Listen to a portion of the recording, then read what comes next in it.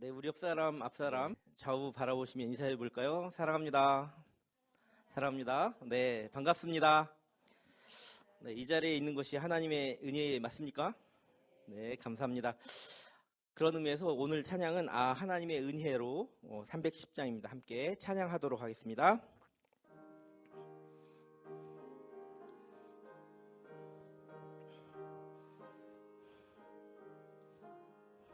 하나님의 은혜로 있을 데 없는 자 왜 구속하여 주는지 난 알 수 없도다. 내가 믿고 또 의지함은 내 모든 형편 아시는 주님 늘 보호해 주실 것을 나는 확실히 아네. 왜 내게 굳센 믿음과 또 복음 주셔서 내 맘이 항상 편한지 난 알 수 없도다. 내가 믿고 또 의지함은 내 모든 형편 아시는 주님 늘 보호해 주실 것을 나는 확실히 아네. 왜 내게 성령 주셔서 내 마음 감동해 주 예수 믿게 하는지 난 알 수 없도다. 내가 믿고 또 의지함은 내 모든 형편 아시는 주님 늘 보호해 주실 것을 나는 확실히 아네. 주 언제 강림하실지 혹 밤에 혹 낮에 또 주님 만날 그곳도 난 알 수 없도다. 내가 믿고 또 의지함은 내 모든 형편 아시는 주님 늘 보호해 주실 것을 나는 확실히 아네. 살아계신 하나님 아버지, 오늘도 우리에게 복음 주시고 생명 주시고 새날 주셔서 하나님 은혜 없이 살아갈 수 없음을 고백하며 귀한 신앙 아카데미 신약학교 자리에 있게 해주시니 감사와 영광을 올려드립니다. 이 자리에 있는 것이 하나님의 은혜입니다.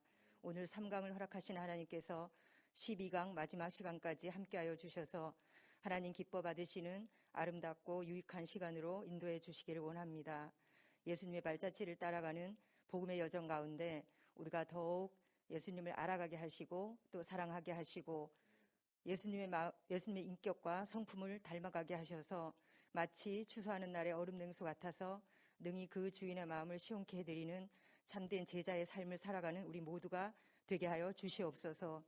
우리 가운데 늘 복음의 감사와 감격과 기쁨이 새로워지게 하시고 예수 생명이 차고 넘쳐 숨겨지지 않는 빛으로 감춰지지 않는 빛으로 그렇게 어두운 세상을 밝히고 그분의 기이한 빛 가운데로 수많은 영혼들을 인도하는 사명 힘있게 감당하는 우리 모두가 되게 하여 주시옵소서. 반드시 복음을 들어야 할 영혼들을 만나게 하시고 우리에게 행하신 것처럼 그들의 인생을 송두리째 뒤바꿀 수 있는 구원의 역사가 일어나게 하여 주시옵소서. 그 일에 우리를 복음의 통로로 사용하여 주시옵소서. 하나님 아버지, 그를 위해서 애쓰고 또 수고로이 섬겨주시는 사랑하시는 임마누엘 목사님을 축복합니다. 늘 성령과 지혜로 충만케 하시고 영육간에 강건케 하셔서 피곤치 않도록 붙잡아 주시옵소서. 사도 바울의 열정을 더하여 주시옵소서. 시작하는 시간이 오니 성령을 부어 주시옵소서. 기름 부어 주시옵소서. 모든 감사와 영광을 하나님께 올려드리오며 우리를 사랑하시되 끝까지 사랑하시는 우리 구주 예수 그리스도 이름 받들어 감사하며 기도드립니다. 아멘. 네, 감사합니다. 우리 한 번 더 인사해 볼까요? 샬롬. 주님의 평강이 여러분들 안에 충만히 넘치기를 축복하고 소원합니다. 오늘 3강의 제목이 뭔가 한번 볼까요? 목차 한번 보니까 첫 번째 시간은 어떤 시간이죠? 뭐라고 돼 있어요? 해석의 과정. 그 두 번째 시간은요? 비유와 기적, 즉 예수의 기적과 비유의 이야기. 이렇게 오늘 수업을 진행하도록 하겠습니다. 첫 번째는 해석의 과정입니다. 해석의 과정. 자, 해석이라는 게 뭐예요? 여러분들 해석이 뭐라고 생각하십니까? 해석을 하는 게 뭐죠? 네, 좀 이렇게 잘 모르는 것을 알기 쉽게 이렇게 풀어주는 거죠. 이게 보통은 해석을 어디에 많이 써요? 수학 문제 풀 때 많이 쓰네요. 네, 제가 어렸을 때는 수학의 정석을 진짜 많이 봤는데, 수학의 정석은 권수가 이 정도밖에 안 되는데, 풀이집은 조금 더 많았어요. 그러니까 사람마다 관점에 따라서, 풀이 방식에 따라서 여러 가지 갈래로 풀어낼 수도 있겠네요. 그렇다면 한번 생각해 보십시다. 제대로 된 풀이가 아니면, 제대로 된 해석이 아니면 위험할 수도 있다. 그러니 우리는 이런 시간을 통해서 은혜의 시간을 통해서 여러분들이 더 위험하지 않고 바른 길을 걸어갈 수 있다라는 그런 면에서 이 시간은 은혜의 시간인 것 같습니다. 다음 페이지에 보면 유앙겔리온이라는 말이 나와요. 유앙겔리온은 무슨 말이냐면 헬라어로 저번에 아우스투스가 그 이름 자체가 좋은 소식이라고 했잖아요. 사실은 근데 그 이름의 뜻이 좋은 소식은 아니었어요. 그냥 좋은 소식의 대명사였던 거죠. 근데 헬라어로 복음은 유앙겔리온. 한번 따라해 볼까요? 유앙겔리온이라고. 이거를 좀 이렇게 다른 발음으로 한 사람은 에반젤리온, 뭐 게임 이름도 있고 에반젤리온 이렇게 표현하는 사람도 있어요. 유앙겔리온이 이제 복음이고 이 좋은 소식입니다. 유앙겔리온, 이 복음의 좋은 소식은 예수의 생애와 죽음과 부활, 그러니까 예수의 전생애와 특별히 하이라이트가 되는 정점에 있는 죽음에 대한 깊은 해석, 그리고 나서 부활을 통해서 우리 인생에 소망을 주시는 이 모든 하나님께서 이루신 것들을 캐리그마로 선포하는 것, 복음을 선포하는 것, 이걸 유앙겔리온이라고 합니다. 자, 이제 여기서 한번 문제 제기를 한번 해보겠습니다. 문제 제기. 자, 그 초대 기독교 상황이 어떻습니까? 예수님께서 승천하시고 나서, 부활하고 승천하시고 나서 엄청나게 위급한 상황이 도래하잖아요.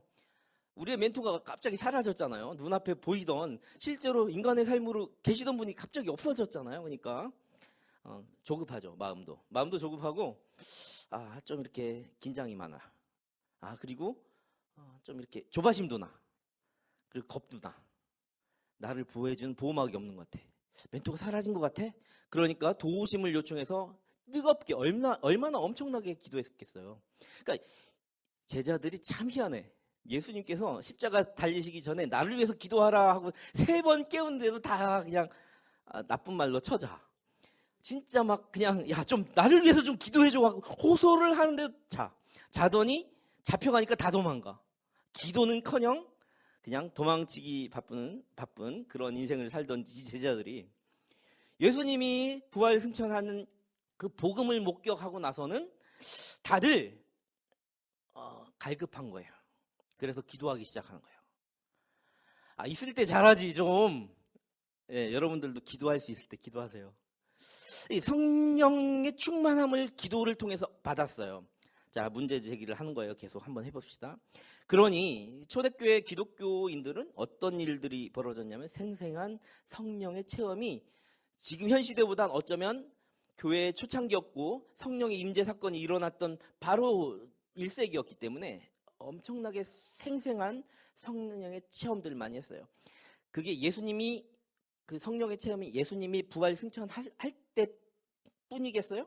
아니요. 예수님이 이 땅을 거니실 때부터 시작했던 거예요. 막 병자들이 일어나고 5천 명을 먹이고 막 이런 사건, 귀신이 쫓아나가고 하는 이 생생한 성령의 체험들이 그 예수님 기원 전후로 막 일어났던 거예요. 그리고 예수님께서 부활하시고 나서 더욱더 성령의 뜨거운 체험을 하고 기도로 간구하던 그들의 삶은 이제는 삶으로 부활을 증언하기도 하고 목숨을 걸고 오히려 거꾸로 십자가에 매달리는 순교를 사자굴에 들어가는 것도 마다하지 않을 정도로 삶에서의 부활을 체험하기 시작한 거예요. 왜냐하면 내가 부활 영원한 생명의 소망이 있기 때문에 더 이상 겁이 나지 않는 거죠. 그것을 예수의 부활을 보고 자기의 삶에서도 부활을 체험과 확신을 했던 거예요. 그래서 예수님께서는 승천하셨는데도 불구하고 성령의 도우심으로 그리스도의 임재의 체험을 하기 시작하는 거예요. 그 그리스도의 임재 체험 중에 대표적인 것이 성찬예죠. 그래서 이렇게 하다 보니까 사람들마다 너도 나도 할 것 없이 많은 성령의 뜨거운 체험들이 있는 거야. 여러분들 제가 그 예시는 짧게 예화는 간결하게 설교하는 편이거든요.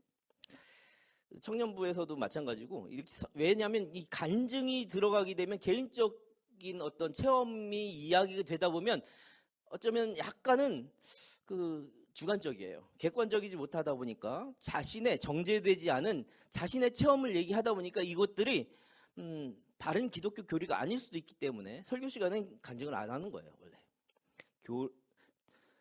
자, 그런데 한번 생각해 봅시다.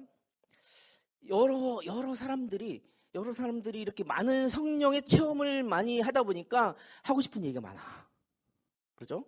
그렇다 보니까 이 하고 싶은 구전되고 하고 싶었던 얘기, 또 예수님과 함께 거닐었던 그런 얘기를 쓸 때 자신의 감정, 자신의 체험, 자신의 어떤 주관적인 느낌들을 많이 쓰다 보니까 정제되지 않은 그런 문제점들이 발생하기 시작했어요. 그리고 정신적으로 견딜 수 없는 긴장을 줄이려는 노력의 과정을 겪게 된다라는 것이 무엇이냐면 아까도 말했지만 나의 사랑하는 멘토, 나의 사랑하는 스승, 랍비, 선생님, 선지자, 나의 구세주 예수님께서 없어지셨잖아요. 없어짐에도 불구하고 많은 더 뜨거움으로 더 절실하게 이렇게 하다 보니까 근데 현실은 또 그렇지가 않아. 현실은 우리가 성령을 뜨거운 체험을 하는데 현실은 아직도 속박받고 있고 현실은 아직도 로마의 통치 아래 있고 현실은 아직도 목숨의 위협을 받거든요. 전혀 삶은 부활을 살아가지 않아. 근데 성령으로는 부활을 체험하고 있어. 그러니까 이 괴리감으로 나오는 그런 어떤 정신적으로 아주 굉장한 긴장 그런 과정들이 그 1세기 성경 신약 성경의 집필 과정에 있었다. 그런 시기를 살고 있었다. 그러니 정제되지 않고 객관적이지 못한 모든 것들은 어떻게 해야 돼요? 정제해야 되고 객관적으로 해야 되고 그래야 정경화가 될 수 있고 성경이 될 수 있잖아요.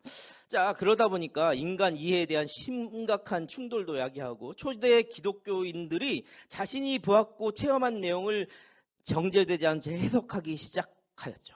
자, 물론 몇몇 해석의 성과로 지금 우리가 보는 이 성경의 신약 성경이 완성되기도 했지만 그렇기 때문에 이 과정에서 해석의 필요성은 더욱이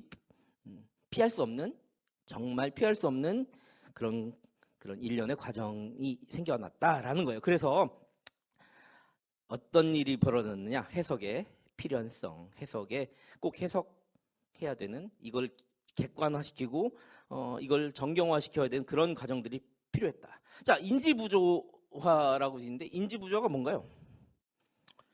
아까도 말했지만 신의 능력 체험과 부활을 살아가고 있잖아요. 막 성령 충만하고 뜨겁게 감동이 생기잖아요. 막 먹을 거를 나눠주고 막 그렇게 하고 있는데도 현실적 조건은 오히려 죽어가, 오히려 잡혀가. 그러니까 그 괴리감에, 그러니까 신의 능력과 현실적인 어떤 조건 체험과의 불일치로 인지부조화가 생기는 거예요. 인지부조화는 이제 상담학적이고 심리적인 이야기이기도 하는데, 예를 들면 한번 생각해 봅시다. 부모가 자녀를 사랑해. 부모가 자녀를 사랑한다는 그런 생각, 인연, 어떤 감정을 가지고 있어요. 또 자녀 또한 마찬가지로 그 반대로도 생각하고 있어요. 근데 현실에서는 부모가 자식에게 회초를 때려. 그런 체험을 하잖아요.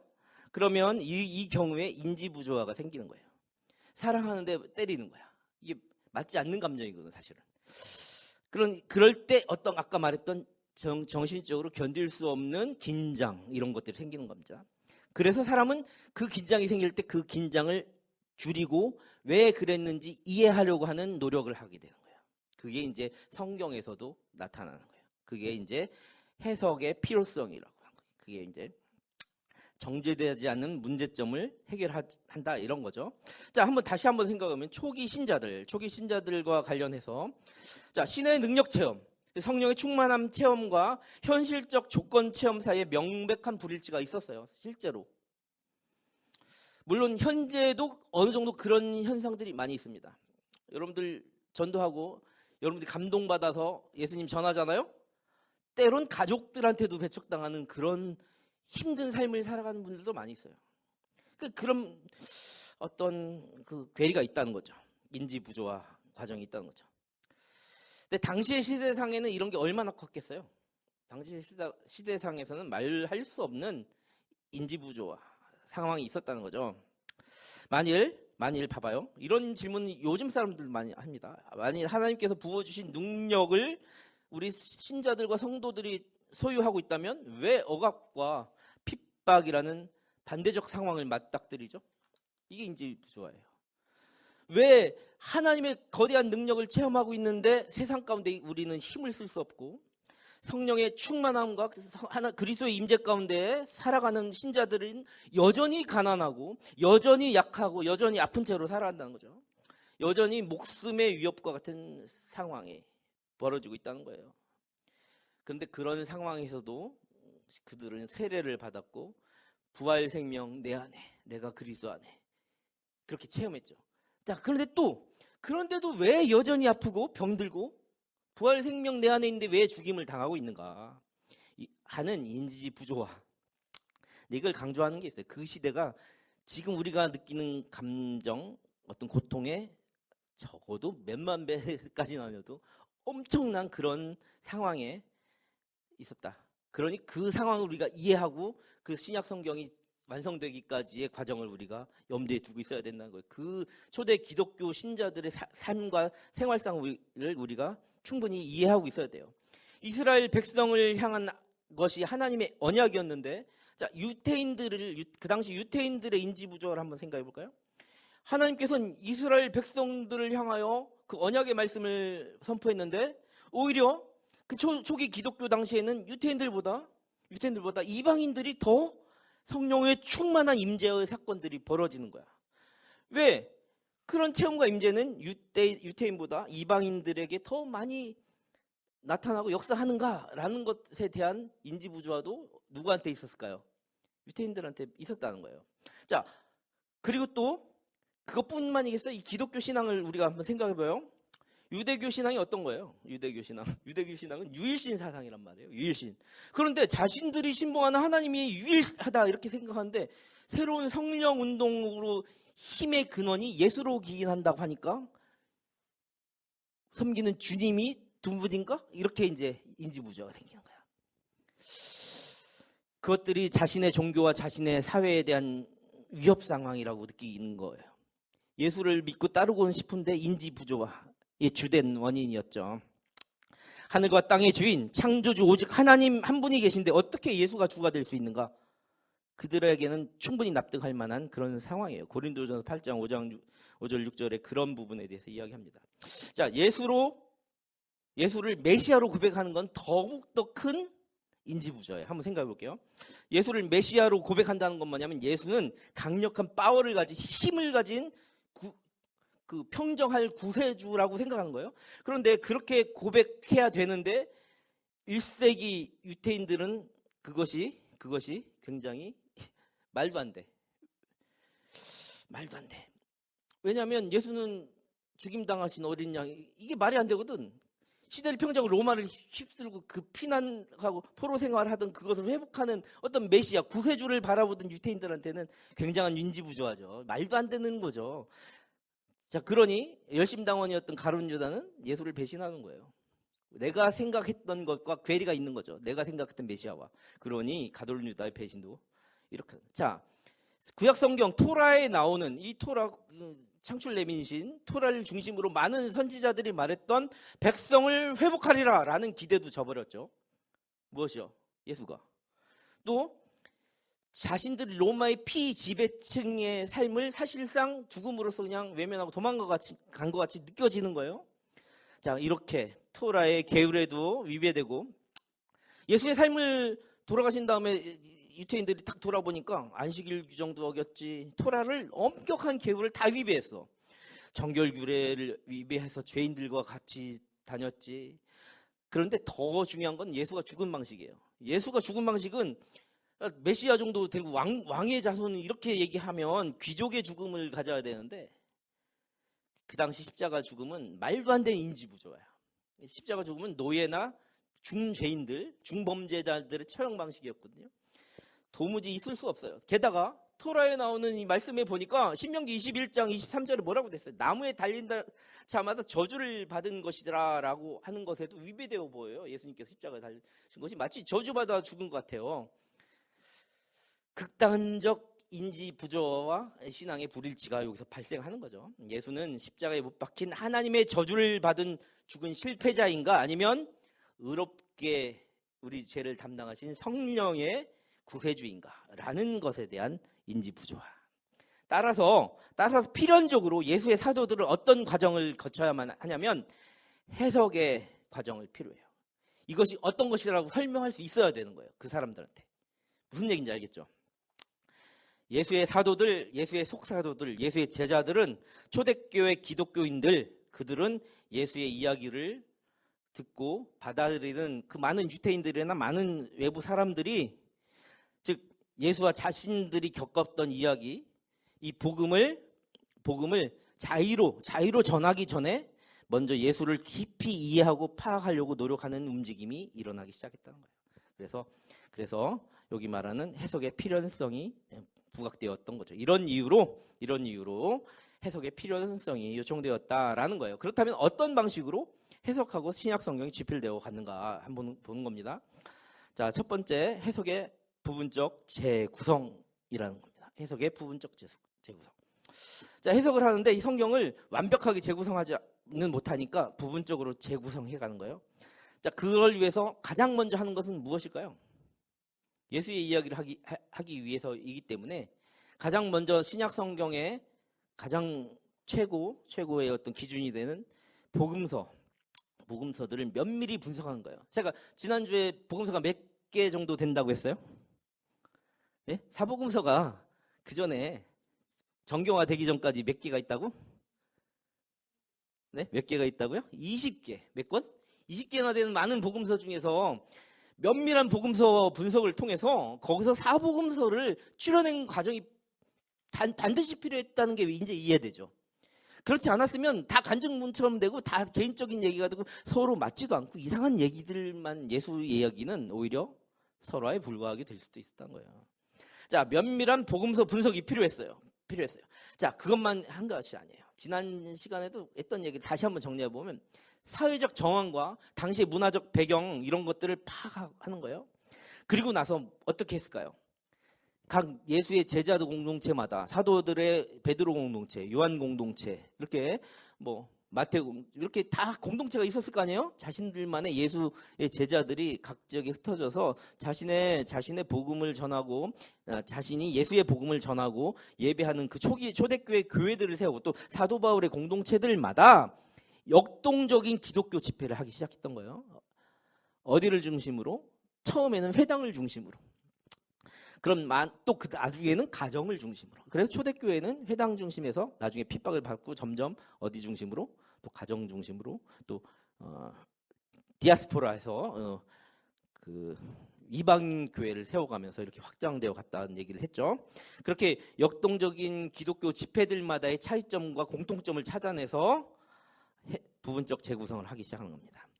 그런데 이 성경이 바로 집필된 게 아니라고 했잖아요. 자, 봐요. 우리가 예수님께서 이제 돌아가시고 승천하셨어요. 우리 성령 충만하게 이제 임재를 했어. 내가 사도 요한이야. 요한의 공동체야. 막 예배를 하고 있어요. 이렇게. 자, 그런데 처음부터 이걸 집필하는 과정이 없었다고 했잖아요. 그러면 예수 이야기를 뭘로 해요? 말로. 네. 이 구전하는 그 기간이 얼마나 있었냐면 50년 동안이나 집필하지 못하고 50년 동안이나 구전된 거야. 그러니까 사도와 속사도는 또 그 가정에 가서 예수를 전하고 있을 거 아니에요.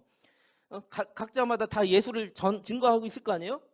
다 집에서 구전을 통해서 50년 동안이나 어떻게? 40년, 50년, 제가 50년 맞습니다. 그 40년에서 50년 동안 이렇게 구전되던 것들을 선별해서 딱 정리해서 20개 복음서들을 막 추리고 해서 거기서 형성돼서 기록하고 부분적 재구성을 해낸 거예요. 자, 예수의 말씀과 행동에 대한 기억이 특정한 사회적 배경과 풍습 속에서 형성되기 시작했어요. 왜냐하면 각 가정마다, 각 지역마다, 각 공동체마다 특성이 다를 테니까. 그런데 그들의 집회는 굉장히 역동적일 수밖에 없어요. 왠 줄 아세요? 핍박을 받으니 언제 죽을지 모르잖아요. 빨리 모여서 빨리 예배 드리는 거예요. 거기서 그러니까 제자들은 회당에서 먼저 모였어요. 회당에서 유태인들을 만나서 막 전하는 거예요. 예수를 전하고 역동적으로 막 하는 거죠. 그럼 성령 충만해서 막 회개를 선포하고 세례를 주고 막 거기서 병든 자 일어나고 하고 탁 흩어지는 거예요. 그 짧은 시간을 통해서 예수가 메시아라는 것을 그 주장을 선포하고 예수의 그 인지 부조화를 느낀 유태인들에게 예수를 옹호하기 위해서는 얼마나 애썼을 거예요. 그러니까 집회는 굉장히 역동적이었죠. 하지만 초기 기독교인 대부분은 그렇게도 했지만 가정에서 이런 제자 공동체의 예배가 이루어져요. 요한의 가정 아니면 그러니까 사도의 제자를 속사도라고 해요. 속사도의 가정 아니면 누구의 가정 이렇게 해서 가정 중심으로 이렇게 구전을 통해 교회 예배. 자, 구전을 통해 무엇이 다 이루어졌느냐? 교회 5대 목표가 초대교회에서 다 이루어졌어요. 제가 예전에 그 오후 설교 때 했던 설교 중에 교회 5대 목표가 다 나오거든요. 거기서 예배, 교육, 친교, 봉사, 전도, 선교라는 교회 5대 사명을 가정교회에서 다 구전을 통해 이어가다 보니까 모이면 친교하고 모이면 봉사하고 모이면 교육하고 모이면 캐리그마 선포하고 모이면 회개를 선포하고 모이면 성찬례를 베풀고 막 역동적인 기독교 공동체 행위들을 가정에서 진행했을 것이다. 그리고 또 그 안에서 설교를 통해 복음을 전하면서 예수의 능력을 전하고 예수의 능력을 전할 때 유태인들이 느끼는 괴리가 있는 예수가 모세, 오경, 이 토라에 나오는 예언의 성취자였음을 변증하고 입증하는 그런 시간들을 무조건 가졌다는 거죠. 충분히 이해할 수 있게 이런 예배 정황, 이런 예배를 정황을 통해 그들은 예수에 대한 기억을 구전을 통해서 가면 잊어먹을 수도 있잖아요. 그러니 얼마나 날마다 예배했을까요? 오늘 얘기로 막 전했어요. 내일 가서 다른 얘기가 전해지면 안 되잖아요. 한 일주일 만에 모였어. 다른 얘기 나올 수 있잖아요. 그러니 날마다 모이기에 힘쓰고 날마다 구전해서 날마다 잊지 않게 하고 나도 잊지 않고 너도 잊지 않고 막 이런 것들을 이렇게 막 했다는 거죠. 자, 날마다 기도하며 날마다 그렇게 기억을 확고히 새기며 전했다면 그 안에서 어떤 것이 일어났을까? 처음 이 공동체에 모였어요. 누군가. 그럼 이분에게 날마다 전하면서 무엇을 해야 돼요? 예수가 마지막 날에 했던 이야기부터 하는 거예요. 자, 핵심은 뭐라고? 예수의 죽음과 부활. 이 얘기를 해야 되니까 예수가 마지막 날에 만찬을 베푸셨어. 그래서 성찬을 하는 거야. 떡을 나누고 예수를 그리스도의 임재의 체험을 나누는 거예요. 그 안에서 기독교의 입문이죠. 입문 예식과 같은 그런 세례를 베푸는 거죠. 그리고 성찬, 식사 의식을 하는 거예요. 같이 교제하면서 식사를 통해서 성찬을 나누는 거예요. 그것을 통해 예수를 날마다 기억하는 거예요. 예수를 체험하게 하는 거예요. 그래서 공동체 의식을 다시 갖는 거예요. 그렇게 교회의 지침들과 방침들을 확고히 해나갔다. 그렇게 해서 해석의 부분적인 완성을 이루어갔다라는 거예요. 자, 그 다음을 보면 요즘 여러분들 그 4차 혁명 하면서 뭐 여러 가지 기술들도 나오지만 그 기술이 하나의 기술로만 단일 기술로는 안 되니 이것들을 융합적이고 복합적으로 이렇게 하는 것들이 요즘 붐이잖아요. 추세잖아요. 근데 당시도 이 부분 재구성을 할 때 융복합적으로 했다는 거예요. 초대교회 공동체에서 예수와 관련된 모든 공동체의 기억들은 요즘 말로 말하자면 융합적이고 복합적인 방식을 동원합니다. 왜냐하면 자, 예수님은 지금 그 당시 현재를 살아간 초대 교인들의 삶의 방식과 관념 속에서는 예수는 과거의 인물이잖아요. 그죠? 예수는 과거 속에 존재했던 인물이잖아요. 이것을 현재로 끌어오는 것을 어남네시스라고 해요. 뭐라고요? 자, 그러니까 예수님은 과거의 배경에서 기억되던 분이 어남네시스. 그러니까 예수의 행적과 그것을 계속 추억하며 그 구전으로 전하던 그런 과정을 통해서 현재로 끌어와서 현재 우리 가운데서도 계시는 능력의 주님, 능력의 성령의 주님, 그것으로 생각해내야 되기 때문이에요. 그래서 과거의 이야기로만 구전해서는 안 돼. 현재로 끌어오는 복합적인 어떤 재구성이 필요했던 거예요. 자, 과거의 이야기를 현재 속에서 이렇게 증언한다는 거죠. 뭐라고요? 과거의 이야기를 현재 속에서 증언한다는 거예요. 자, 어떤 거? 세종 목요일부터 가는 거예요. 예수께서 발을 씻기시고 또 그리고 그 전으로 또 넘어가는 거예요. 예수께서 비유로 말씀하시고 또 산상수훈의 자리로 가는 거예요. 예수께서 기적을 베푸시고 예수께서 거기서 말씀하시고 예수께서 최후 또 다시 돌아오는 거예요. 예수께서 돌아가시기 전에 최후 만찬을 통해 하셨던 그런 역사와 사건들이 이렇게 짬뽕되는 것 같지만 다 복합적으로 융화가 되어서 어디로 오는 거예요? 현재 지금 함께하는 우리 공동체, 우리 요한의 공동체, 사도 바울의 공동체, 이렇게 초대 교회의 공동체 그 식사 정황이 뭐냐면요, 그 당시는 모이면 항상 식사했고 떡을 떼며 모든 식사에서 예수를 기억했어요. 그러니까 이런 식사 정황에서 현재로 그 예수를 끌어오며 그래서 다시 기억되고 다시 실현되고 있고 다시 예수가 지금 기적을 베풀고 있는 거예요. 이게 융복합적인 재구성이죠. 부분 재구성이죠. 이러한 복합성은 부조화 내지는 불일치의 딜레마일 수도 있기 때문에 문서적으로 성경을 보는 사람들한테는 굉장히 시험거리가 되었을 수 있겠죠. 왜냐하면 시차적으로 와야 되고 문서를 전승하는 방식으로 오면 뭔가 체계적으로 와야 되는데 이렇게 복합적으로 와서 이렇게 딱 끌어오다 보니까 이렇게 역사가 아니면 이런 문서 집필가한테는 굉장한 인지부조와 딜레마의 불일치의 딜레마에 빠질 수 있어요. 하지만 거기에 그 당시를 살아가던 모두는 한 명도 그런 불일치와 인지 부조에 빠져가지 않았어요. 왜냐하면 살아있는 기억과 매일의 체험 속에서 역동적으로 살아가던 사람한테는 그것은 중요한 것이 아니었어요. 전혀 문제가 되지 않았던 거죠. 자, 그리고 이 복음서들은 아주 짧은 단위의 예화들이 엄청 많이 있어요. 짧은 단위의 예화와 어떤 실제 이 사건들이 비유식으로 굉장히 짜임새 있게 있어요. 여러분들 예수님의 비유 이야기를 보면 기서결, 기승전결이 엄청나게 짜임새 있어요.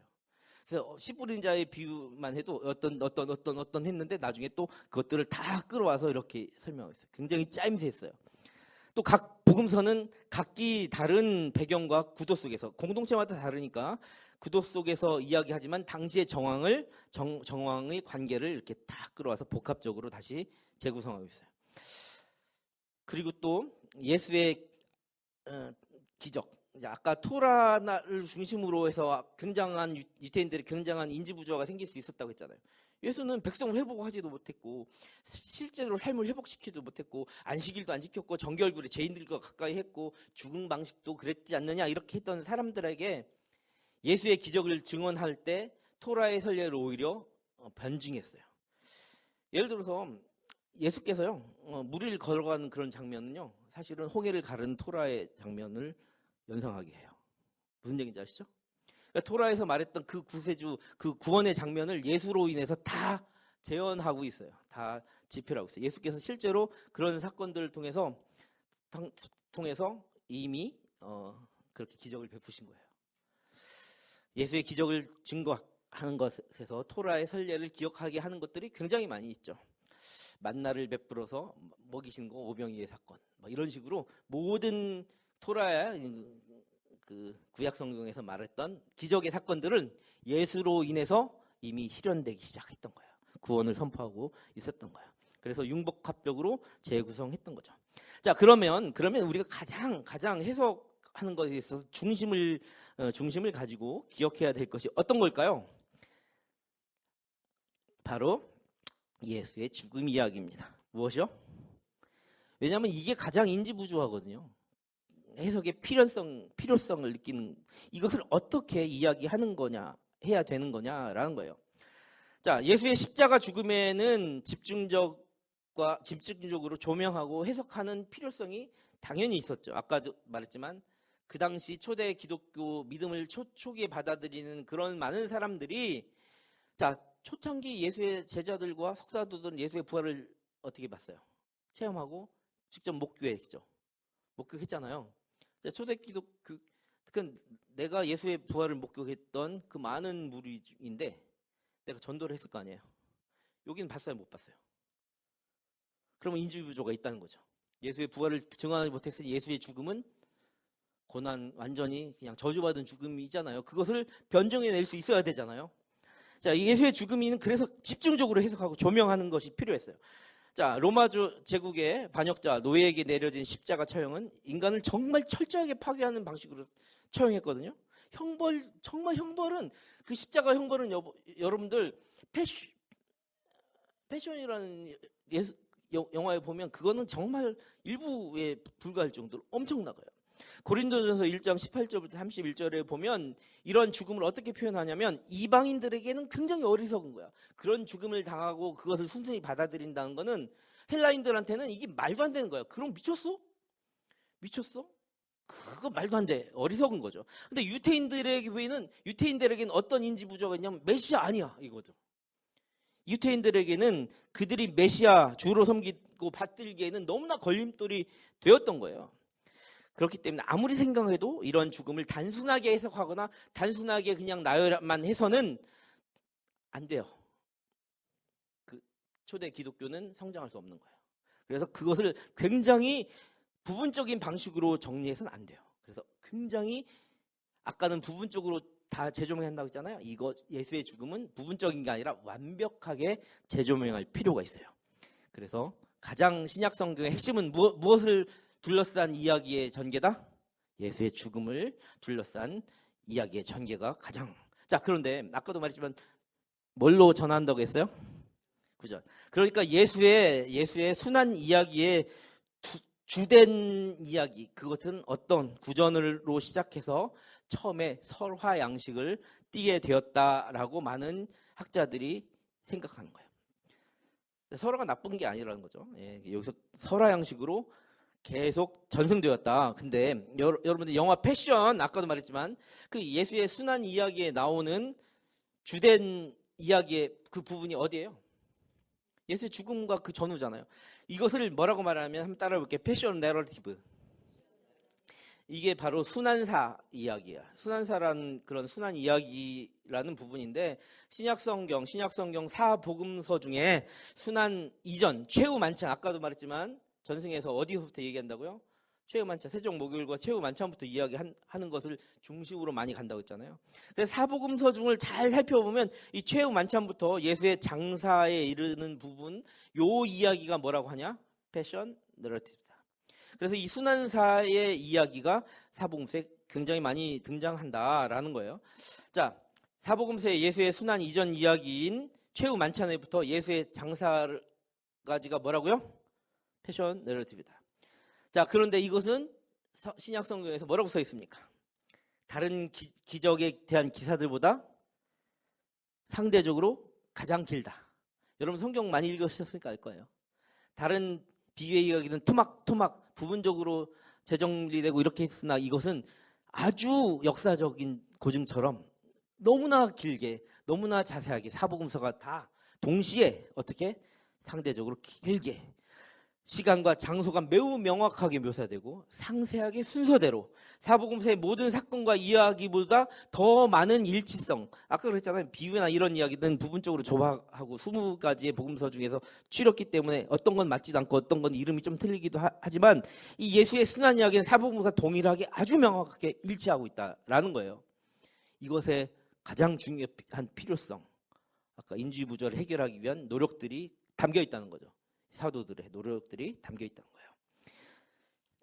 예수의 이야기가 가장 먼저 해석할 필요성을 느끼고 해석되었다. 그 예수의 순환 이야기가. 그래서 신약 성경의 중심적인 양식, 설화 양식을 기록한 중심적인 신약 성경의 핵심이 되었다라는 겁니다. 여기까지 이해되셔요? 오늘 조금 아카데믹하게 간 거예요. 근데 여러분들 너무 실력들이 좋아서 제가 설명을 잘해서 죄송합니다.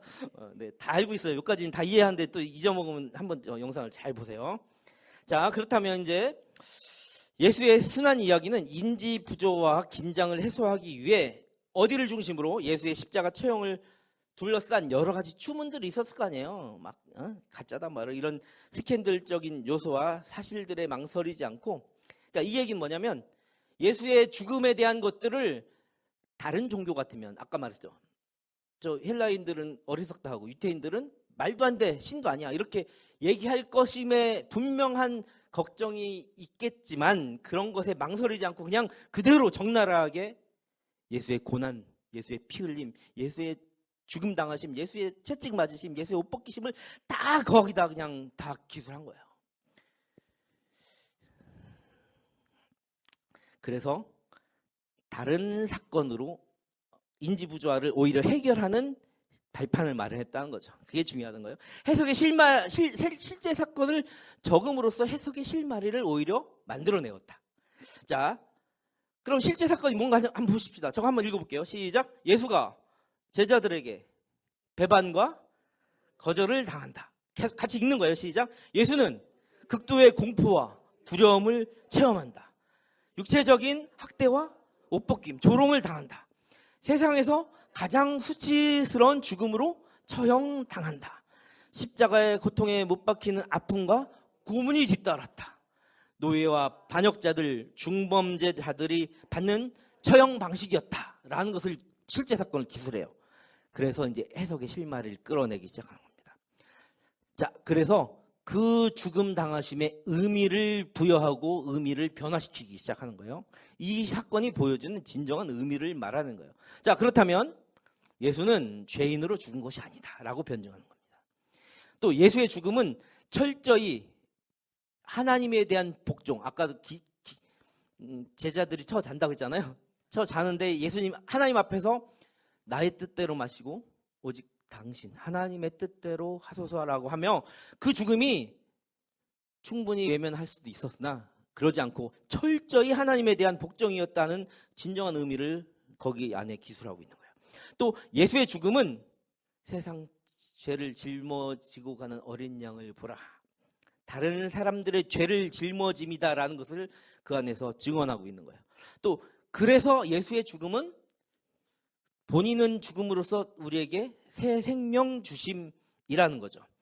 자, 그러면서 이 예수의 죽음은 오경, 토라의 부분을 역행하는 것이 아니라 오히려 그것을 재해석하여 토라를 증거하고 있다라는 과정이에요.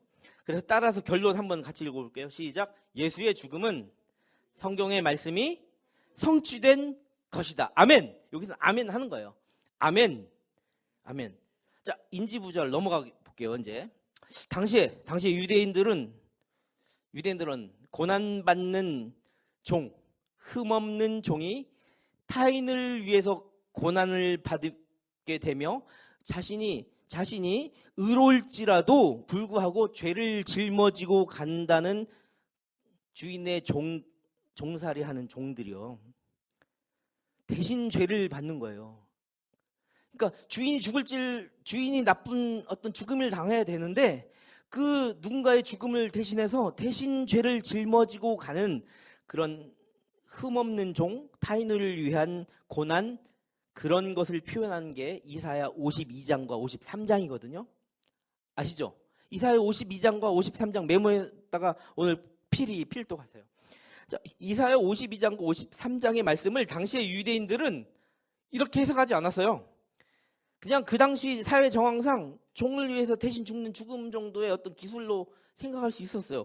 그러나 그렇게 메시아를 언급한 구절로 해석하지 않았으나 예수를 따르는 초기 기독교인들의 어떤 집필 과정에서는 이 이사야서의 본문을 예수를 메시아로 해석하게 증언했어요. 마찬가지로 여러분들 시편 22편에 보면 의로운 사람이 불의한 사람한테 박해를 당하며 이런 말을 해요. 어찌 나를 버리시나요, 하나님? 그러니까 누군가 나를 죽이려고 해요. 그게 강도 같은 사람이야. 근데 내가 죽임을 당하면서 하나님께 이렇게 말한 거, 하나님 어찌 나를 버리시나요? 이랬어요. 이 시편 22편에. 근데 시편 22편의 후반절에는 하나님께서 그 상황을 모면하게 하시거든요. 그것들을 그 탄식의 외침 있은 후에 하나님이 위로하시는 그 장면들을 당시 유대인들은 메시아를 계시한 장면으로 해석하지 않았으나 초대 기독교 사도와 속사도들, 집필자들은 예수를 따른 분들은 그 부분을 메시아를 증언하는 부분으로 해석하였어요. 이렇게 성서에 대한 무슨 해석을 했다?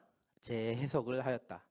이러한 성서의 재해석들이 과정들이 모여서 십자가 처형을 사건을 중심으로 아주 집중적으로 그 처형 당하신 예수를 높임받으실 주님으로 이해하기에 충분한 노력들을 딱 기울였다는 거예요.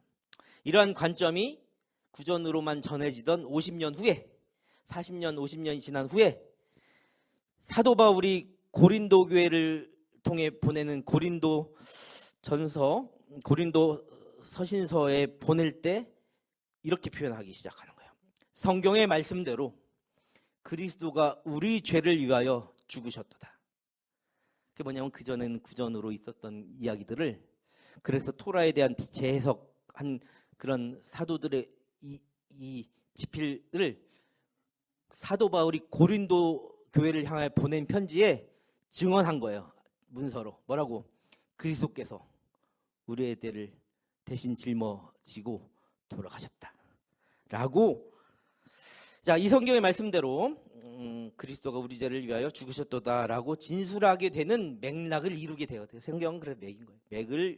맥락이 된다라는 거죠.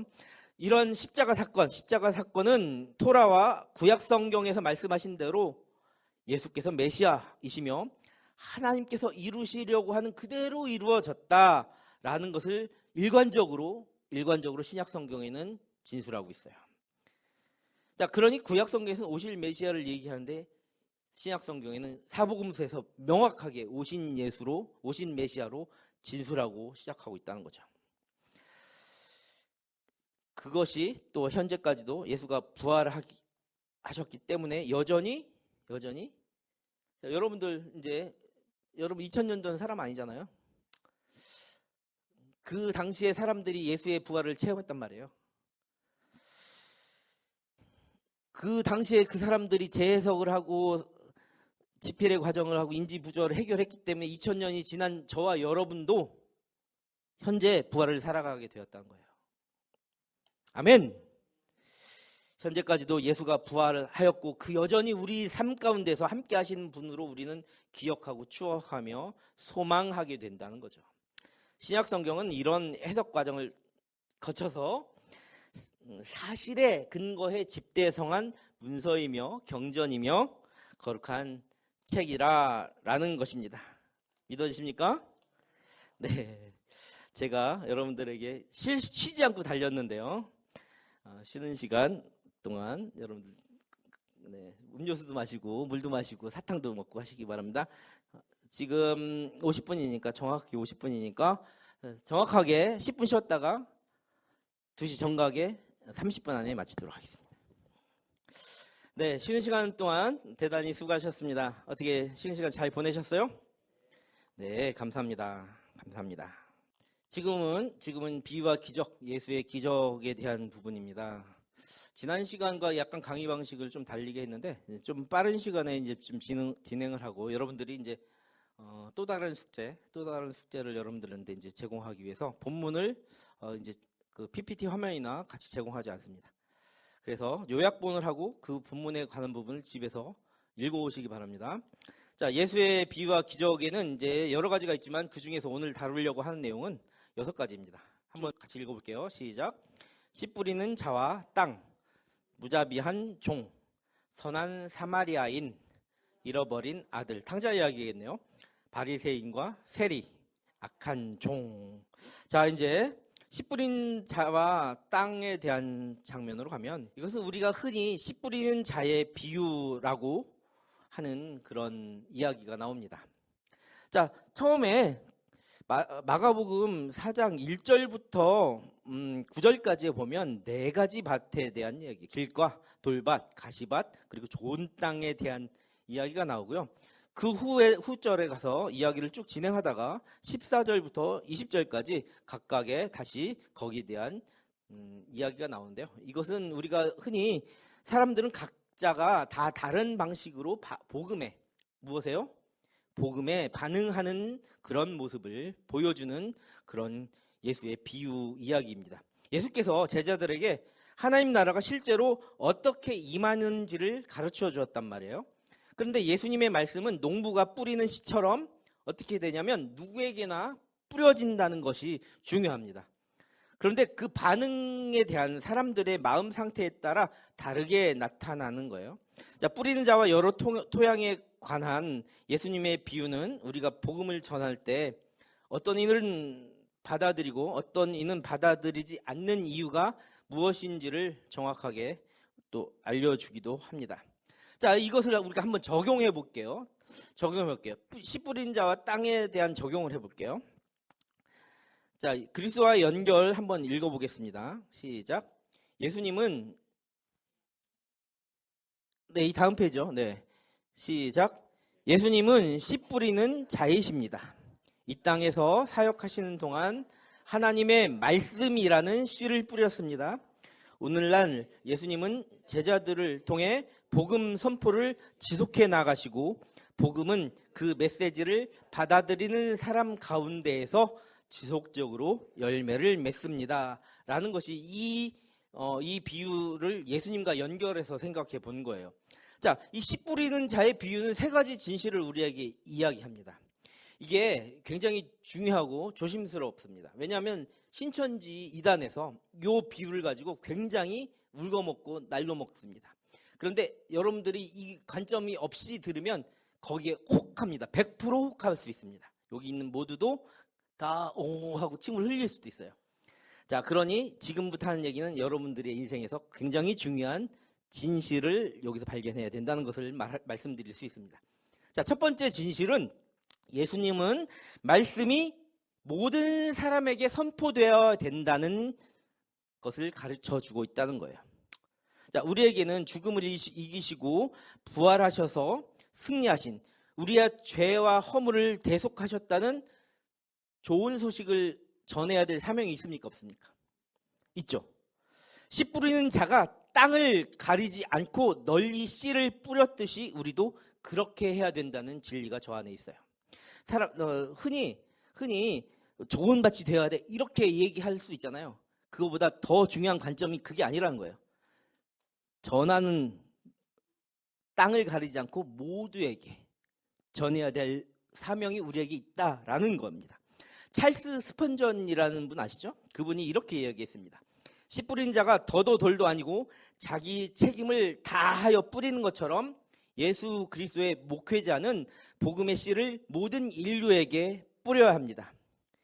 예비에 선택하신 마음들 가운데 구원의 말씀이 들어가 그들이 받아들일 수 있도록 역사하시는 분은 사람이 아니라 하나님이십니다. 우리는 방방곡곡을 다니며 주님의 만찬, 아까 말했지만 성만찬, 성찬예에 초대해야 하며 주님을 기억해야 되는 거죠. 주님의 임재 사건으로 초대해야 된다는 거죠. 그래서 모든 피조물의 복음을 선포해야 합니다라고 찰스 스펀전이 이야기했어요. 그러니 첫 번째 진실은 예수님은 이 말씀이 모든 사람에게 선포되어야 한다고 가르쳐 준 겁니다. 두 번째 진실에 대해서 다가가면 하나님의 나라에 관한 많은 이야기를 들었던 사람들 중에 결국은 많은 이가 거부할 수 있다라는 거예요. 자, 우리는 흔히 하나님의 복음을 전하면 많은 이가 다 받아들일 것 같지만 그렇지 않다. 실제로는 결국은 많은 이가 하나님 나라를 거부할 수 있다라고 하는 거예요. 신학자 조나단 페닝턴은 다음과 같이 이렇게 이 이야기에 대해서 조언합니다. 우리가 이 비유를 읽을 때 관과하는 것이 있는데 이 비유의 우선적 기능은 좋은 열매를 맺으라고 권면하는 것에 있지 않다. 그리고 우리는 흔히 좋은 밭에 비춰 좋은 열매 이렇게 하는 것 절대 그게 아니다. 예수님이 전하신 하나님 나라에 관해 사람들의 반응이 다양할 수 있다라는 것이 관점이라는 거예요. 이 비유는 우리가 복음을 전할 때 사람들에게 받을 수 있는 거절, 여러 가지 다양한 현상들을 묘사하고 있다. 그런데도 불구하고 씨 뿌리는 자는 모두에게 복음을 전했다라는 것이 중요한 관점이라는 핵심이라는 거죠. 자, 세 번째 진실은 많은 사람이 거부함에도 불구하고 그렇다면 소수의 사람들은 우리의 그런 복음 전달에 의해 말씀을 받아들이고 결국 그들의 하나님 나라를 세우고는 은혜 충만한 결실을 맺게 될 것이다 라는 것이 이 비유의 진짜 이야기입니다. 아시겠죠? 어디 가서 또 신천지가 하는 얘기 막 이상한 거 하지 마세요. 자, 그렇게 된 것을 여러분 이제 세 가지 진실을 알았죠? 그리고 나서 신학적 적용을 한번 읽어봅시다. 시작. 하나님은 우리에게 누가 추수한다고요? 인간이 아니고 누가? 예수님. 우리가 전한다고 우리가 추수한다? 아니다. 우리가 열매를 맺고 우리가 추수한다? 아니다. 누가? 예수님이. 추수하시는 예수님이 계속 읽겠습니다. 시작. 복음으로 열매 맺게 하실 것을 믿으며 하나님의 말씀을 편견 없이 누구에게나 전하라고 말씀하고 계신다라는 것이 이 비유의 예수의 아주 엄청난 예수님의 사랑 아닙니까? 그런 예수님은 핍박 받으시면서도 복음을 살아내신 거예요. 좋은 사람한테만 가서 좋은 밭에만 가서 전하지 않고. 자, 이제 두 번째 무자비한 종에 대해서 이야기합니다. 예수님은 이 무자비한 종의 비유를 통해서 무엇을 가르치는 거냐면 여기에서 핵심은 용서입니다. 무엇이요? 용서. 예수님을 따르는 이들은 이미 많은 빛을 탕감받은 자예요. 탕감받은 자. 어떻게 해요? 탕감받은 자.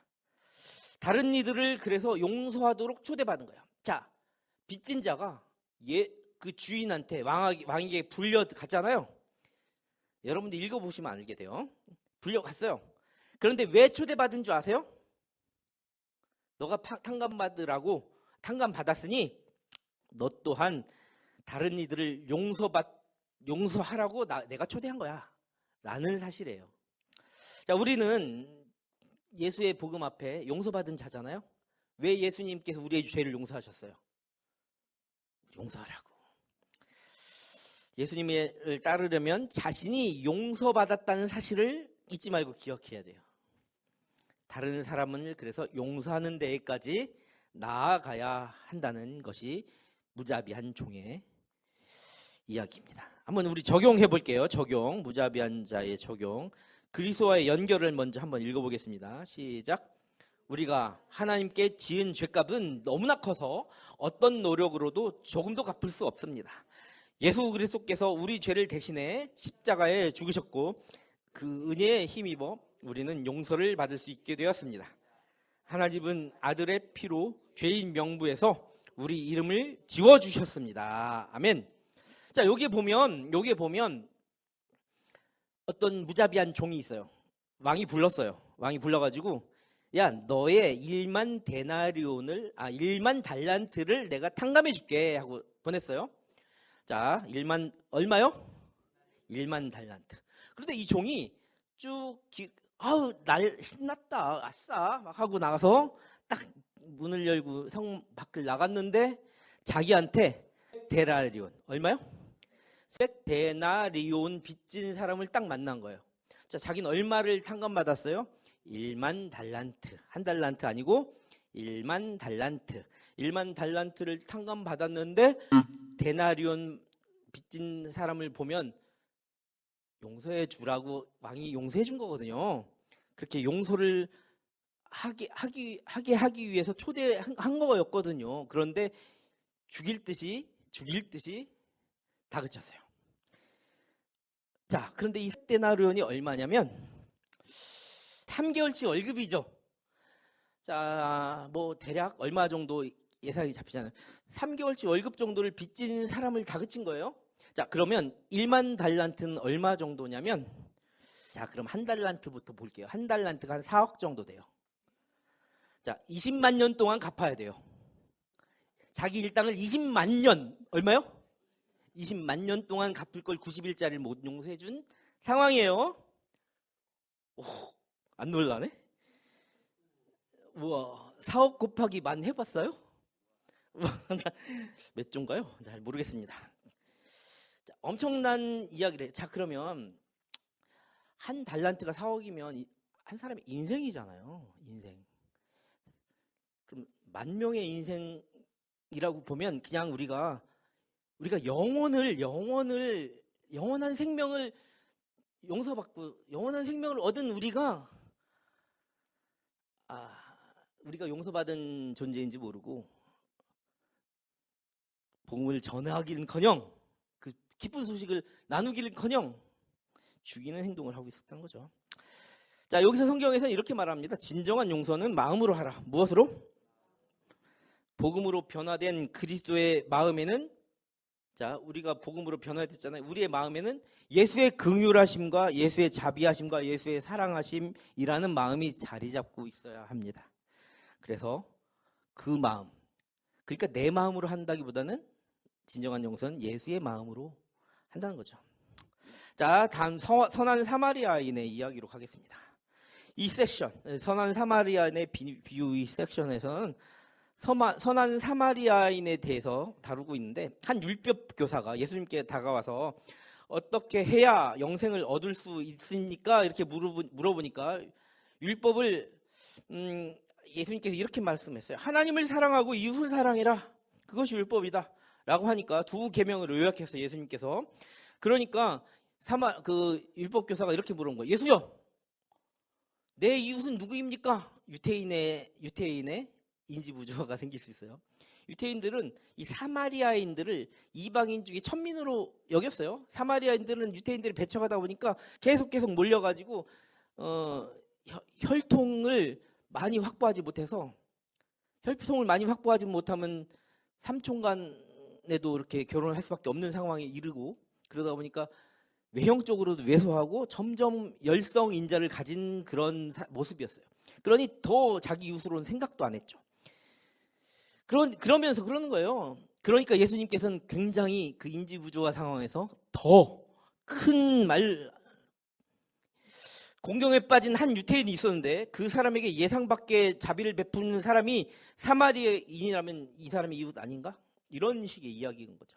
그리스도인에게 선한 사마리아인의 비유는 하나님이 우리에게 베푸신 긍휼 때문에 우리 또한 우리에게 도움을 청하는 사람들에게 무엇을 베풀어라? 도움과 긍휼을 베풀어라 라는 사실을 일깨워 주죠. 이걸 한번 적용해 보겠습니다. 그리스도와 예수님과 한번 연결을 생각해 보면, 예수님이 들려주신 이 사마리아 이야기는 당시 청중들에게, 유태인들에게 굉장히 충격적이었다. 그런데 이보다 더 놀라운 이야기는 하나님이 원수로 있던 우리를 구원해 주시기 위해서 자기 아들을 보내서 희생하였다. 죄와 허물로 죽은 우리는 마치 강도 맞아 죽게 된 유태인과 같은 자다. 유태인에게 멸시를 받던 사마리아인이 강도 맞은 자를 구원한 것처럼 우리에게 멸시를 받은 예수께서 우리를 구원하러 오셨다. 이렇게 적용하는 거죠. 어거스틴 아시죠, 여러분들? 어거스틴. 하나님은 자신의 선하심으로 누구의 선하심? 하나님 자신의 선하심으로 우리에게 자비를 베풀고 우리는 우리의 선하심이 아니라 하나님의 그 선하심으로 서로에게 자비를 베푼다 라고 말했어요. 하나님이 주신 긍휼의 마음으로, 즉 누가 주신? 우리의 긍휼이 아니라 하나님이 주신 긍휼의 마음으로 이웃사랑, 즉 긍휼의 마음으로 이웃을 섬겨라 라는 것이 이 비유의 이야기입니다. 신학적 적용을 해볼게요. 이 비유의 사마리아인은 예수님이 행하시는 선한 일을 나타내 보입니다. 하나님은 우리에게 도움이 필요한 사람들에게 긍휼을 베품으로써 우리를 향한 하나님의 긍휼이 얼마나 아름다운지 사람들에게 누구의 긍휼을 드러내라? 하나님의 긍휼을 드러내라 라는 것이 이야기였어요. 자, 여기서 우리는 하나를 깨달아요. 유태인은 자신의 이웃을 사랑하는 것을 누구를 드러내고 싶어서 나의 이웃은 누구냐고 물어봤어요. 자신을. 근데 예수님은 자신을 사랑을 하는 건 자신을 드러내는 것이 아니라 하나님을 드러내는 것이라고 맞받아치시는 거예요. 자, 잃어버린 아들 탕자의 비유 이야기를 한번 보겠습니다. 이건 여러분들 너무나 많이 아시죠? 어렸을 때부터 많이 들었잖아요. 여기에서는 예수님이 들려주신 이야기가 있는데 우리가 흔히 잃어버린 한 아들이라고 얘기하는데 잃어버린 두 아들입니다. 두 아들을 사랑하신 아버지에 관한 비유를 우리가 여기서 배워야 됩니다. 이 이야기에서 우리는 죄악된 인간의 모습과 은혜가 충만하신 하나님의 모습을 보게 되는데 우리는 어떤 죄인이라도 품어 안아주시는 그 아버지와 같은 하나님의 선하심을 어떻게 하도록? 기뻐하도록. 그런데 큰 아들은 기뻐하지 않았어요. 우리는 그렇게 그것을 기뻐하도록 부르심을 받았음을 기억해야 된다는 것이에요. 자, 여기서 한번 우리가 잠깐 생각하게 넘어가는데 작은 아들은 큰 아들도 나쁘지만 작은 아들은 진짜 후레 자식 같은. 왜냐하면 당시의 시대적 정황을 알아야 돼요. 중동 고대 근동의 중동 문화에서 아버지가 살아계신데 자신의 상속, 자신의 유산을 요구하잖아요. 그건 아버지가 죽기를 바란다는 것을 의미했어요. 아버지를 죽이겠다. 아니면 아버지는 죽어도 곧 죽을 거야. 그러니 빨리 내놔라는 것을 상징하는 의미까지 있어요. 그런 이 얘기는 굉장히 충격적이죠. 그러나 아버지는 어때요? 자식을 원수처럼 대하거나 죽이기는커녕 어떻게? 기다리고 계셔요. 기다리고 계셔요. 자, 그리스도와 연결해보면 바리새인들과 서기관들은 예수님이 죄인들을 환영하고 그들과 식사를 했다며 예수님을 비난했죠. 그들의 비난에 예수님은 이야기로 응수하셨고 하나님이 회개하고 돌아오는 죄인들을 기뻐하신다고 말씀하신 거예요. 그러니까 예수님께서 죄인들하고 왜 이렇게 어울리냐 하니까 아버지의 마음이 죄인들이 그냥 방치되기를 원하고 그렇게 죽일 죄인인데도 받아주시는 것이 하나님의 마음이다라고 대변하고 있다는 거예요. 자, 잃어버린 사람들을 찾아 구원하신 하나님은 예수님이십니다. 예수님은 친히 막대한 희생을 치르셨죠. 결국엔 돌아가시면서 죽음에 이르기까지 죄인들을 찾아 구원하시는 그 사역을 성취하셨다라는 거죠. 자, 하나님은 죄인이 회개하고 하나님께 돌아오면 하나님께서는 언제나 기뻐하신다라는 것을 우리가 깨달아야 됩니다. 자, 하나님이 기뻐하시면 하늘이 기뻐하는 거예요. 하늘이 열리고 하늘의 잔치가 벌어지는 거예요. 언제? 죄인이 회개하고 하나님께 돌아오면. 탕자만도 못한 우리가 하나님께 돌아가고 회개하면 정말 하나님은 하늘 문 여시고 잔치집이 되는 거예요. 이처럼 복음이 우리를 불러 동생과 같았던 그 방탕한 삶에서 벗어나게 되는 것은 우리 모두가 다 아는 사실입니다. 그러나 여기서 우리가 간과하고 있는 거, 팀 켈러, 여러분 티모시 켈러 알죠? 팀 켈러가 이렇게 얘기했어요. 그러나 이 기독교 복음이 형의 도덕주의도 단언코 부정한다 라는 사실을 아는 사람이 많지 않다라고 했어요. 그래, 잃어버린 두 아들인 거죠. 예. 자, 우리는 작은 아들로만 빗대서 할 게 아니라 큰 아들 입장, 우리가 하나님을 잘 섬기고 있는 입장에서 그 정말 나로선 용서 못할 것 같은 누군가를 환대하고 받아들일 때 거부하는 그런 마음이 있어서 안 된다. 그것도 잃어버린 아들과 같다라는 것을 우리가 알아야 됩니다. 한번 신학적 적용 한번 읽어보겠습니다. 시작. 우리는 하나님이 다른 이들에게 베푸시는 은혜에 분개할 것이 아니라 회개하고 돌이키는 죄인을 반겨주시는 하나님 아버지를 그 큰아들이 아버지 멋져요, 아버지 최고예요 라고 했어야 된다는 거죠. 자, 우리 바리새인과 세리의 이야기로 한번 또 가볼까요? 괜찮으세요? 네, 바리새인과 세리 얼마 안 남았습니다. 요 바리새인과 세리 이야기에서는 바리새인과 이 세리의 이야기를 예수님께서 비유하고 계실 때 스스로 의롭게 여기는 것이, 바리새인이 스스로 의롭게 여기거든요. 그것의 위험성과 세리처럼 긍휼히 여김을 받아야 할 필요와 또 믿음으로 의롭게 되는 것이 무엇인지 여기서는 우리가 알아야만 한다라는 거예요. 하나님은 우리를 부르셔서 우리의 죄성을 일깨우셔. 그래서 회개를 선포하신 거예요. 항상 복음의 지초는 회개를 선포하는 거예요. 우리에게 하나님의 긍휼이 필요한 존재라는 걸 깨닫게 하는 거예요. 자, 이 세리는 하나님의 긍휼이 필요한 것을 깨달았어요. 근데 바리새인은 하나님의 은혜를 촉구하지 못한 거예요. 우리는 하나님의 긍휼하심이 필요한 존재라는 것을 일깨워야 돼요. 그래서 예수를 믿는 사람들에게 은혜의 복음을 선포해야 된다라는 거예요. 하나님께서는 겸손한 자를 높여주시고 스스로 높아진 자를 낮추신다라는 그런 교훈을 얻을 수 있죠. 데럴 엘 보크라는 신학자가 교만, 바리새인을 빗대어 생각해보세요. 교만은 자신의 장점을 부각한다는 거예요. 무엇을요? 자신의 장점을 부각한다는 거예요. 근데 겸손은 자신의 약점, 그래서 긍휼에 호소한대요. 긍휼에. 교만은 그래서 동등한 입장에서 하나님과 협상하려고 하지만, 겸손은 낮아진 자세와 도움을 요청한 상태로 다가간다는 거예요.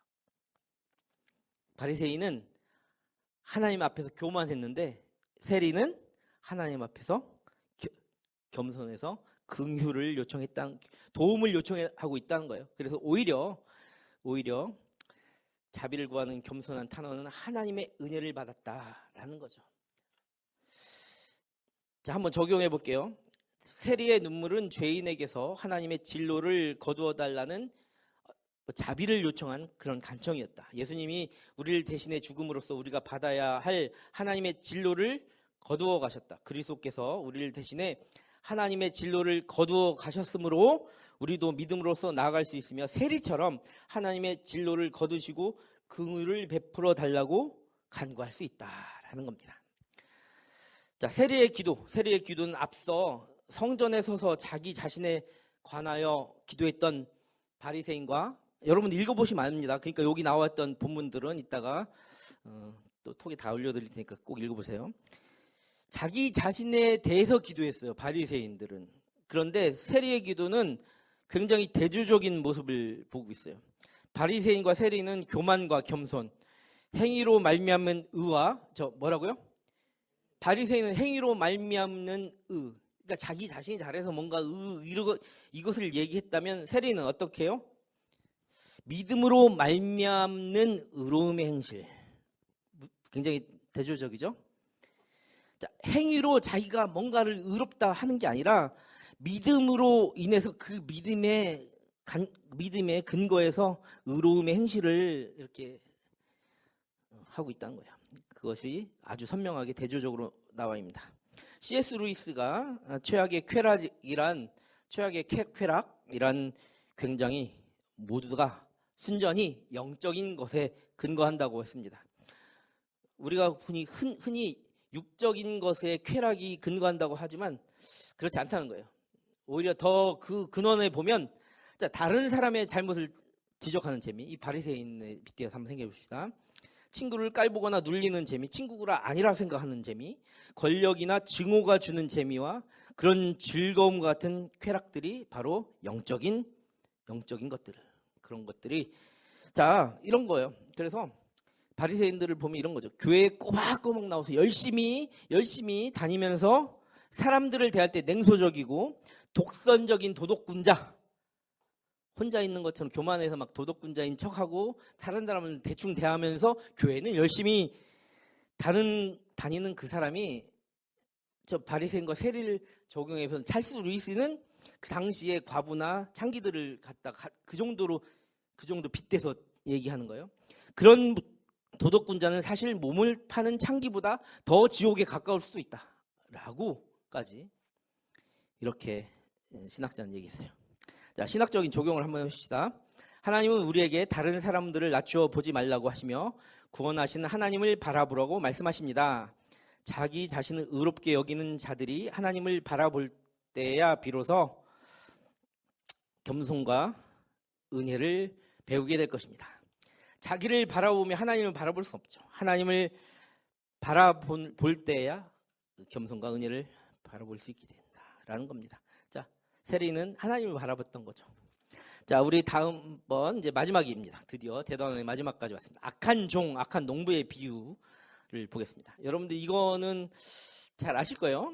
악한 농부가 아들을 제거하려고 하죠. 제거하죠. 악한 농부들은 청지기로서의 책임을 다하지 않았던 거죠. 이 비유는 심판에 관한 예수님의 비유 가운데 굉장히 유명한 거예요. 무엇? 심판. 심판에 대한 비유 중에 가장 유명한 것 중에 하나입니다. 악한 농부 비유를 통해 우리는 하나님의 부르심을 받은 자로서 특권과 책임, 악한 농부처럼 하지 말아야 될 것을 깨닫게 하는 거예요. 그리고 은혜로운 하나님은 이런 것도 있어요. 그들의 악한 사람들에게 경고도 하시고 하나님의 아들을 배척하는 사람들을 응징하기 위해 심판도 하신다는 거예요. 이 비유는 굉장히 아주 삭막한 이미지를 보여줘요. 이것을 연상하면 보면 굉장히 삭막하죠. 이것은 우리가 하나님의 백성으로부터 회개의 열매를 맺음으로써 사명을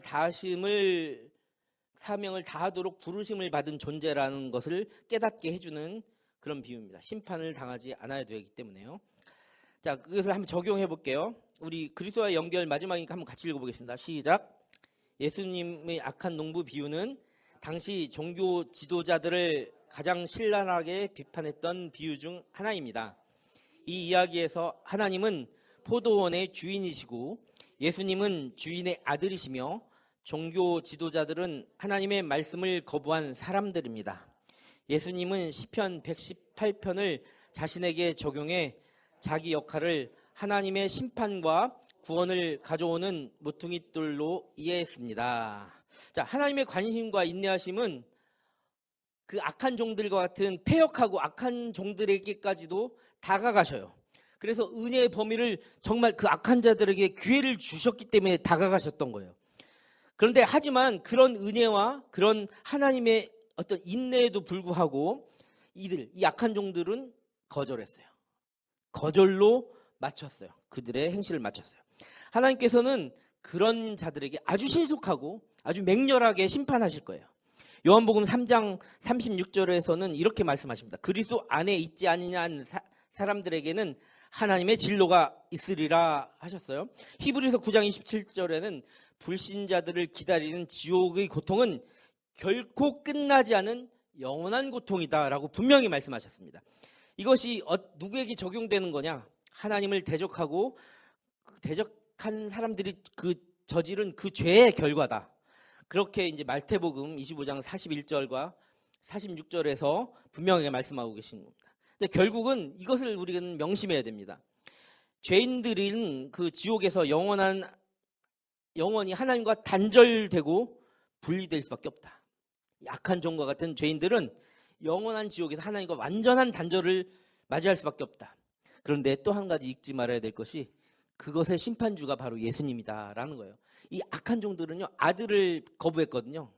아들을 죽이는 거예요. 그럼 누구를 거부한 거예요? 예수를 거부했던 거예요. 그런데 그 예수가 바로 심판주였다는 사실을 망각하고 있다는 거죠. 신학적 적용을 한번 해보겠습니다. 시작. 하나님은 우리에게 하나님의 백성으로서 사명을 다해 회개와 선교의 열매를 맺으라고 말씀하십니다. 아멘. 자, 지금까지 이제 예수의 비유의 이야기를 이제 살펴보았습니다. 사실은 이 예수의 이야기를 이렇게 쭉 진행했는데 여러분들이 집에서 성경을 읽으면서 이걸 다시 한번 회상해 보면 굉장히 은혜의 그 비유들이었던 것을 다시 한번 깨닫게 될 것입니다. 자, 이제 생각해 보기 과제물 또 내야죠. 이번 주엔 5가지입니다. 네, 예수님도 별명이 있었을까요? 성경을 다 읽어보면, 다 읽어보라고 하니까 깜짝 놀라시는데, 예수님의 한 가지만 예를 들어볼까요? 세례의 친구다, 뭐 이런 거. 죄인들의 친구다. 이런 별명이 있었죠. 무엇이 있었을까 한번 성경을 오늘 드린 이 본문을 보시면서 또 한번 읽어보십시다. 자, 두 번째 질문. 유태인들은 왜 세례를 미워했을까요? 이건 계속해서 얘기했던 겁니다. 이것도 이따 톡방 게시글에다가 요거 그대로 올려드리겠습니다. 자, 조금 전에 제가 이제 얘기했던 거, 데나리온과 1만 달란트의 양은 어느 정도인가요? 네, 대략 아실 거죠? 네, 20만 배 정도 됩니다. 20만 년, 일당 20만 년. 네. 오늘 비유의 이야기에 나오는 성경 구절을 모두 묵상해 오세요. 네, 6가지 악한 종의 비유까지 있죠? 거기 네, 성경을 모두 묵상해 오세요. 자, 5번째, 가까운 지인, 가족이나 친구, 동료를 초청하여 자신이 아닌 예수님을 바라보도록 하려면 예수에 대해 어떤 이야기를, 무슨 이야기를 들려주어야 할까요? 자, 우리가 보통 누군가를 초청하면 자기를 바라보게 하고 자기와 관계잖아요. 근데 우리가 이제 누군가를 초청할 때는 전할 말이 있는데, 우리가 이제 복음 전달자로 살아간다고 한다면 이 복음을 통해서 예수님을, 자기를 증언하는 게 아니라 이제 예수님을 이제 알려줘야 될 텐데, 어떤 이야기를 들려줘야 될까요? 여러분들 이거 생각해 보면 여러분들이 사랑하는 누군가를 전도할 때 도움이 될 거예요. 생각 안 해보면 막상 예수를 전하려고 하면 무슨 얘기부터 꺼내야 될지를 모를 거예요. 자, 초대교회 아까 이야기를 했지만 초대교회 해석의 핵심, 그 당시의 역동적인 상황에서의 전달의 핵심, 예수의 죽음과 부활을 이야기했어요. 그 바로 증언해야 돼요. 그런데 씨 뿌리는 자의 비유처럼 거부하고 이런 거 생각하면서 하는 게 아니라 전하는 겁니다. 어떻게 전할까? 무슨 이야기를 전할까? 한번 생각해 보시기 바랍니다. 늦은 시간은 아닙니다. 네, 수고해 주셔서 감사합니다. 네, 사랑하고 축복합니다. 감사합니다. 3강 마치도록 하겠습니다.